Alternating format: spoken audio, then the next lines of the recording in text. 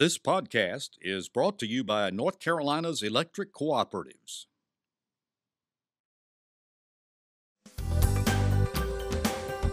This is NC Spin, an unrehearsed discussion on issues of interest to North Carolinians. Now, here is your moderator, Tom Campbell. 2 weeks before Christmas, and just in time for the holiday spirit, many of us were blanketed with snow to start the week. Schools were closed, many were unable to get to work, but even in this slower news cycle, there were developments that need discussing and balanced debate. We begin with new allegations of voter fraud and renewed calls for a new election in our 9th Congressional District. Then we move to the lame duck session of the legislature and the voter ID bill lawmakers passed that now sits on Governor Cooper's desk. And if there's time, we want to talk about the war that's going on between our state's hospitals and the state health plan. But you can be sure we'll ask the panel to tell us something we don't know. Speaking of the panel, on this week's panel we have Mary Margaret O'Connell, which we all know as Peg, healthcare and political analyst; John Hood, syndicated columnist and author; Chris Fitzsimon, our senior political analyst; and Becki Gray, vice president of the John Locke Foundation, who is celebrating her 21st birthday with us today. Happy birthday. We begin our uninterrupted debate after these brief messages by our underwriters. Did you know 80% of North Carolina's harvest is made into food products in other states? That's why food scientists at NC State are partnering with industry and government to turn local crops into North Carolina products, creating new opportunities for our farmers and businesses and adding jobs in rural communities. At NC State, what we think and do grows our economy from seed to supermarket. Discover how we're growing new food opportunities. Visit wegrownc.ncsu.edu. Production underwriting support provided in part by the more than 65,000 members of the North Carolina Retired Governmental Employees Association. Life's busy, but you're in control. As an electric cooperative member, you have access to lots of tools to help manage your home energy use and budget, so you can focus on what's most important. Let's get started. The allegations of voter fraud grew even greater this week as we learned that Bladen County election officials tabulated and even counted and reported some of the results on early voting the Saturday before the Tuesday election. The chorus of those calling for a new election grew louder and more united, but election officials have yet to release their findings. John Hood, from the onset, Democrats, including candidate Dan McCready, have called for a new election, but we saw something really interesting this week. Dallas Woodhouse, the executive director of the state Republican Party, was on TV, by the way, more often than Wolf Blitzer, and has joined the crowd of those who say the latest allegations, if they're true, we need a new election. What's your take on all this? I think that Dallas Woodhouse and other Republican officials early on, before there was a lot of knowledge about the extent of the investigation, the extent of the potential allegations, were pushing for a quick certification. I think they've changed their minds on that as they've learned more about the scenario. And I think this particular one is, it's another allegation, but it's of a different kind. It isn't just allegations that absentee ballots were mishandled. Remember that you can go out and distribute absentee ballot requests, you can collect them, all of that's legal, though there may still be some abuses that happen, but you can't go and pick up absentee ballots in big chunks and take them to the, right, if you will. Right, which is perfectly legal in California, by the way, but not in North Carolina. So that's one set of allegations that we already know about. And remember, those allegations, while they're mostly about Republican supporters of Mark Harris, they're even some about McCready's supporters too, so it's in both parties. But this is a different set of allegations, or a category of allegations that involves mishandling of election data itself. And I think that even if you didn't have the first, there would still be an argument about carefully looking at the second and potentially arguing for a new election. Let's add another layer to it. Chris, the Washington Post Friday reported that Mark Harris knew all about this and that he deliberately hired this character, McCray Dallas, because of the fact he knew what he did with absentee ballots. If it's true, what does that tell you? Well, if it's true, I think it reinforces the belief behind the scenes in Raleigh among a lot of Democrats and, frankly, some Republicans that the Republican Party, one of the reasons they want another primary is that they believe Mark Harris's credibility, that he may be even exposed to criminality, but that at least his vulnerabilities make him not a viable candidate or not a viable person to go to Congress. And I think that sort of clinched that in a way. That was a startling story that they had 3 people tell them that Harris told his campaign to hire him, when Harris has said all along he didn't have any knowledge of this, didn't know anything about it. Well, not only that, but then the story went on to say that Dallas told the election officials in the Bladen County Board of Elections that they could always recognize the ballots that he and his team had been able to secure and harvest because they had the initials in the upper corner over there. I mean, doesn't this just have fraud written all over it, Becki? Well, it certainly seems to, but I think we need to be careful. I think we need to let as always, we need to let the investigation come out as it will and let the full investigation take place. But I think this also says that, you know, the thing that this latest allegation says is that this isn't the only time that this character has been doing this, and that it goes back, and we're hearing reports of, you know, as far back as 2010. Even I spoke to a campaign consultant who's a panelist on the show who said he believes that it goes back even further to 2003, 2004. So, you know, in my mind, this whole thing really brings open and brings to the forefront the point that we need transparency in our elections. And I told somebody last week, if there's anything good coming out of all of this, it's understanding what is going on so that we can go about fixing it. Peg, we've got the Wake County District Attorney, Lauren Freeman. We've got the State Bureau of Investigation. We got the FBI involved in this, and the State Board of Elections themselves are doing this. When are we going to know what's going on with this? Well, you know, we would like to know by the end of the year, or by December the 23rd, I think it is. 28th is when the court said, yeah. 28th. So, but by the end of the year, we should have some sort of statement as to what people think actually happened. But when you have that many law enforcement officers bumping into each other, that's going to make it hard to figure out what's going on.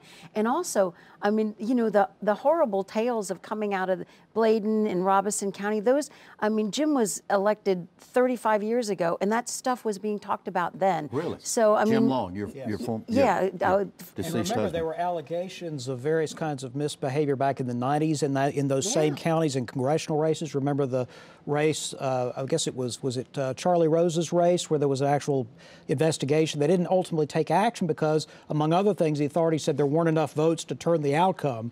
That has become a part of the story here, which is that, you know, most of the situations like this around the country, you get a new election if there's enough votes that could potentially overturn the outcome. But that's not necessarily the standard in North Carolina. And there's also a problem of if there, and of course we don't know for sure, but if there were any absentee ballots that were collected but not turned in, then you've got a sort of a difficulty of calculating the potential for Chris, flipping. I think there's a backstory here. And the backstory is that the former head of the State Board of Elections, election officials, reported problems with absentee ballots, as John says, for many, many, many years. They were turned over to the State Bureau of Investigation, and nothing happened. And that we've been hearing about voter fraud from folks in the General Assembly for a long time, but not much about absentee ballots. In-person voter ID, it's important for people to know, has no bearing on any of these things. And that's one of the arguments that's always been made. If you're really concerned about voter fraud, absentee ballots is where it's been happening. And that's the irony of that is just fabulous. And Peg, the legislature this past week passed a law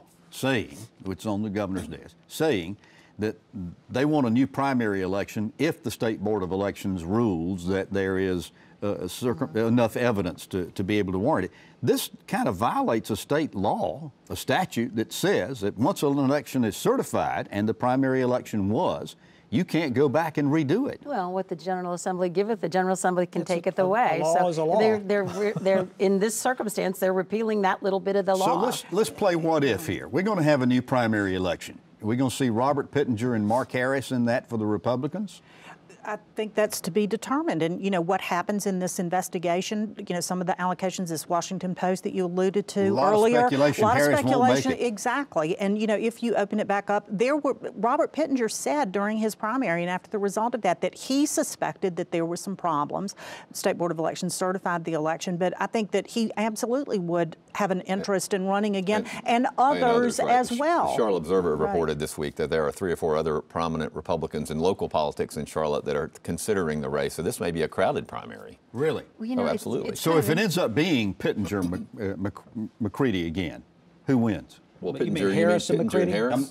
Or either Pittenger one. wins the primary and then goes on in the general election I think against Mark Harris them? has a lot of explaining to do if he runs Lucy, again. You got some splaining to do. I knew that was coming. Yeah, me too. But I mean, I think that we'll see how this all, obviously, we don't know all the facts, but that Washington Post story was very damning, I think, toward Mr. Harris, and we'll see how that shakes out. I mean, it was a bombshell. It was their lead story on their website. Well, and it makes the whole state look bad. I mean, one thing, you can't mess with our elections. That's the one thing that Americans hold dear, is that their elections are open and honest. Two other things real quick, and need to get out of this segment. The first one, do you think people are going to go to jail?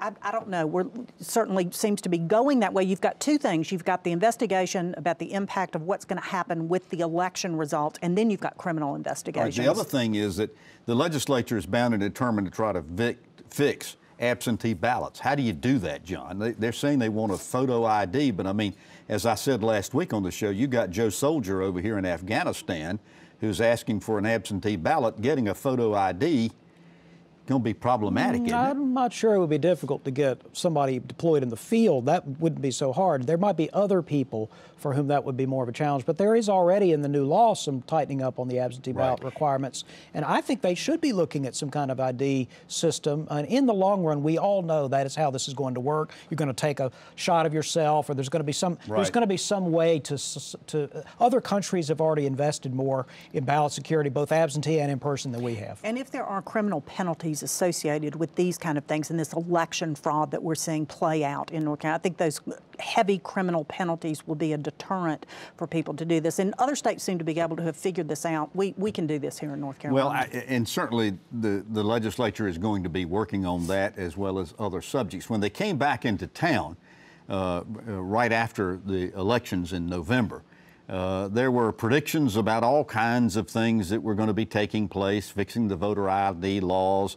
There was even some speculation that we might see something like happened in 2016 when they attempted to strip power away from the incoming Democratic Governor, Roy Cooper.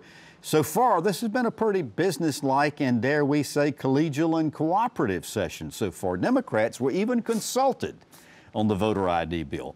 Becki, what do you make of this? Does this perhaps signal a new relationship between the legislature and the executive branches, or is it just the calm before the storm? No, I don't think necessarily this is, I don't think this is that unusual. If you look back over the sessions, there have been flashpoints, and those are the ones that the news media picks up on and talks about. But there have always been a lot of things that the General Assembly has agreed on. It's just not sexy to talk about. It's not that interesting, that kind of thing. But what we saw in this session and what we've seen since the hurricane hit, the Hurricane Michael as well as Hurricane Florence, there's bipartisan support for making sure that people that were damaged by that got those kind of things. You mentioned the voter ID bill. There were Democrat amendments that were put to the bill. I was a little bit disappointed that even with that, there weren't heavy Democrat support for that. Go ahead, you were going to comment. I, with all due respect, I think there is some measure of bipartisan thing, but I think it's a little overstepping it to say that we've turned some corner.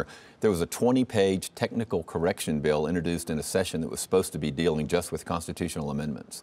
We didn't know before the session came in anything they were going to take up. We spent 2 or 3 shows trying to predict it. Why don't we actually have a full-time legislature in North Carolina now, only the problem is we don't have any notice, we don't have any hearings. There are bills that are conference reports. They did it again in the special session. Nobody has seen. They put new language in a conference report. There can be no amendments.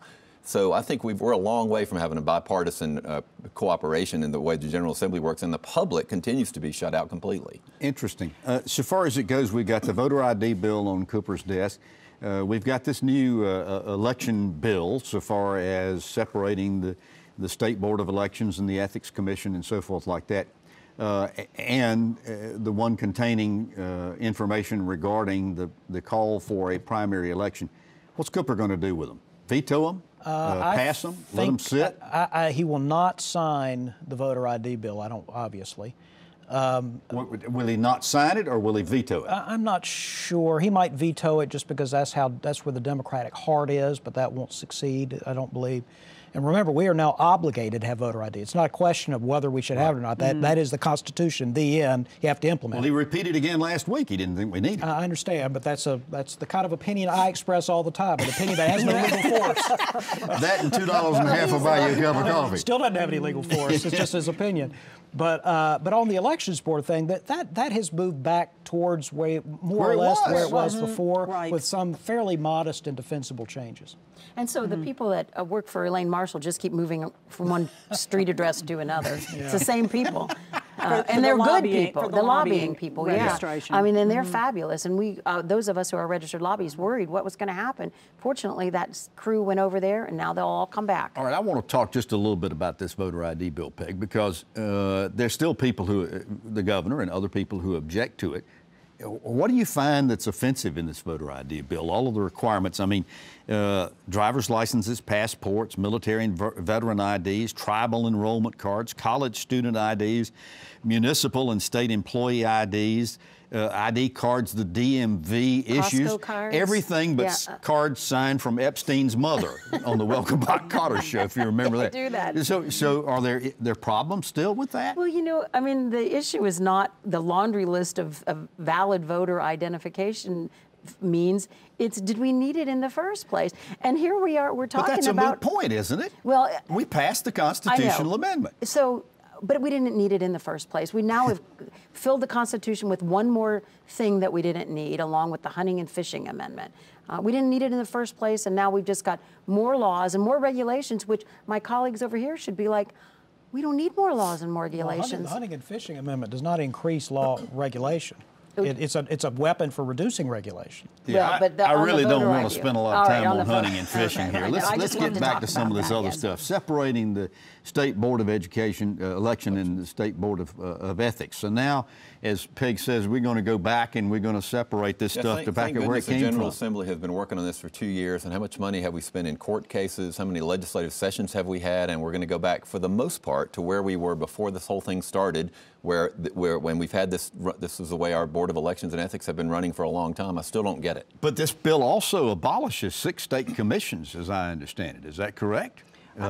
It gets rid of the State Building Commission? It was doesn't? my understanding. That bill died. It was part of, and that was one thing this week. It was kind of hard to keep up with stuff going back and forth in the different versions and committee meetings and all that. No, but the boards and commissions did not get addressed during this session, but that's one that we may very well see in 2019. Right, so here we are, 15th of December. When are these guys going to go home? Some of the legislators already say they want to get home. When are they going to go home? Well, they're waiting to see what the governor's going to do and whether or not they have to come back to override a veto. And because the technical corrections in the elections bill was just signed or just sent over to the governor, it extends that 10-day period. So what I'm hearing is they may wait until this new 10-day clock gets started because they just want to come back once they're ready to get home and spend time with their families. If that's true, what are they technically correcting? What is so urgent that they couldn't wait until they come back to the General Assembly in January? It's any bill that is sitting on the governor's desk. I know, but my point is, why do they pass a technical corrections bill when there's actually real laws and subjects, and they're coming back to town in January? What was so dire? No, I hear that they're going to adjourn before Christmas and come back December 28th. Is this where we're going to get some bombs like they dropped on us in December of 16? You know, I don't think so. They would have done it already. They would have done it already. Yeah, because as Becki says, there are a lot of people who are just not going to come back. Well, and you know, the other thing, to Chris's point earlier about, we didn't know what was going to happen. This session was open to anything, and so if you're paying attention and what's left on the table, what's going on. And no committee hearings. Whether the warfare, registered lobbies, it's hard for me to keep up. Whether the warfare in the legislature is going on or not, we know there's another war going on between hospitals and the state health plan.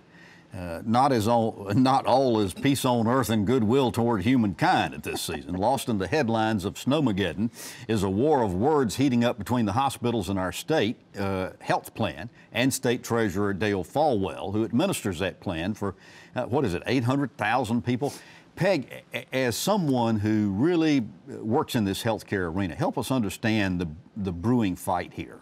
Well, so I think there's what you just talked about, which is the state treasurer, Treasurer Falwell, I was going to call him Representative Falwell because he used to be, said he wants to reduce the spending in the state health plan by $300 million.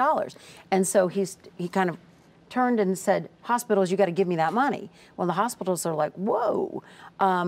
But the interesting thing is, I think this is actually leveraging, trying to get information out of Blue Cross. So the State Employees Health Plan is a self-funded plan. Blue Cross is not an insurer; it is an administrator. They're administrators, solely. So, but Blue Cross does not let the State Employees Health Plan, and this has been frustrating for anybody who works around this, know how they negotiate with the providers. So I'm going to do this job for you, but I'm not going to tell you how much it costs? That's exactly what's going on. And I think the hospitals and soon doctors are going to get caught in this crossfire. Falwell says, John, that this is costing the taxpayers $3.4 billion a year for health insurance. And they need to know what they're being charged, and the hospitals are being non-competitive. True or false? True in both cases. The hospitals will immediately point to rural hospitals. That's not where the action is. That's not where the big money is.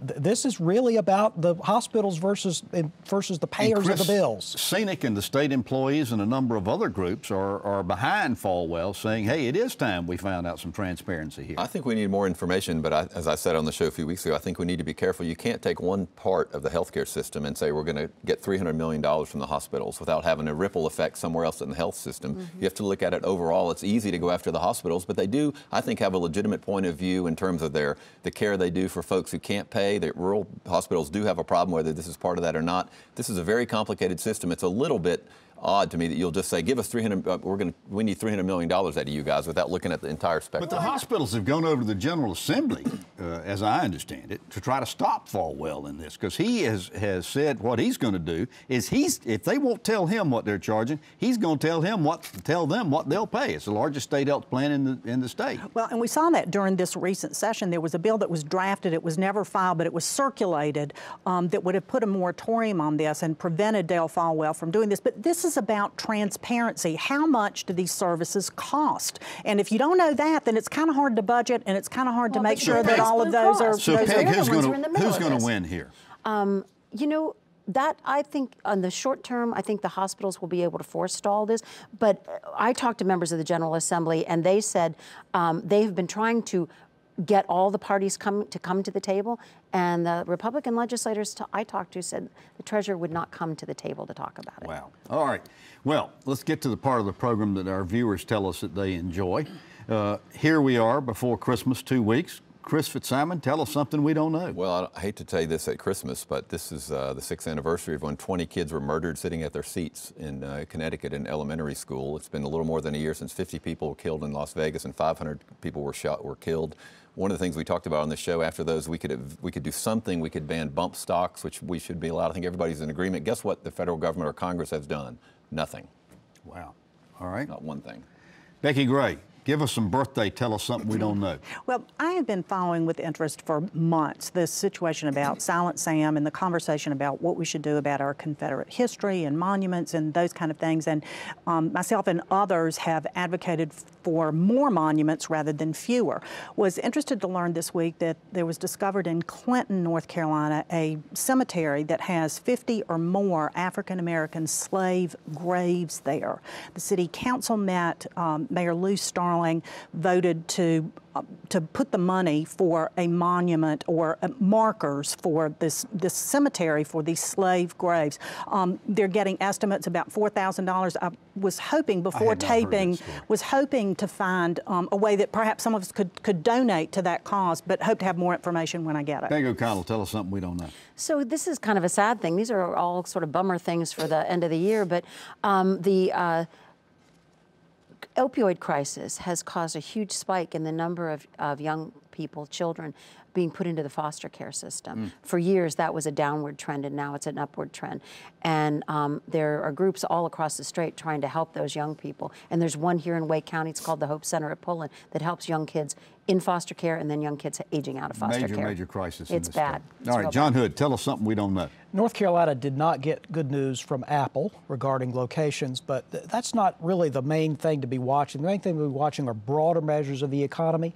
North Carolina, under since Governor Cooper came in, North Carolina has been lagging behind the regional average in economic growth. During the previous administration, we outpaced the regional average in economic growth. Now, you don't need to jump to partisan conclusions at this point. What I'm urging people to do is just be cautious about the near term economically. It might be that that's a signal that we need to be careful and be at least contemplating a slower economy in the coming year. All right, viewers, we've just had some teasing of what we're going to talk about on next week's show.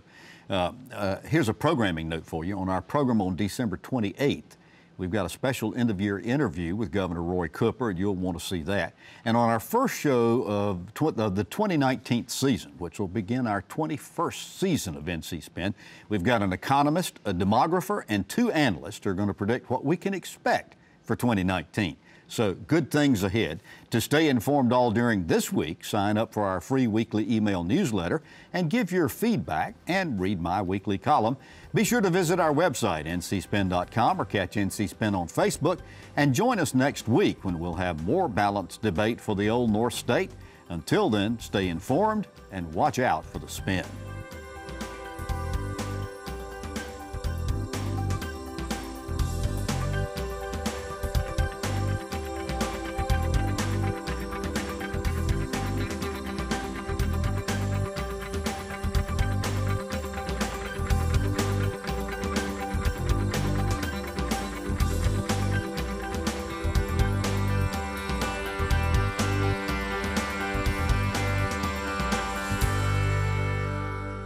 Did you know 80% of North Carolina's harvest is made into food products in other states? That's why food scientists at NC State are partnering with industry and government to turn local crops into North Carolina products, creating new opportunities for our farmers and businesses and adding jobs in rural communities. At NC State, what we think and do grows our economy from seed to supermarket.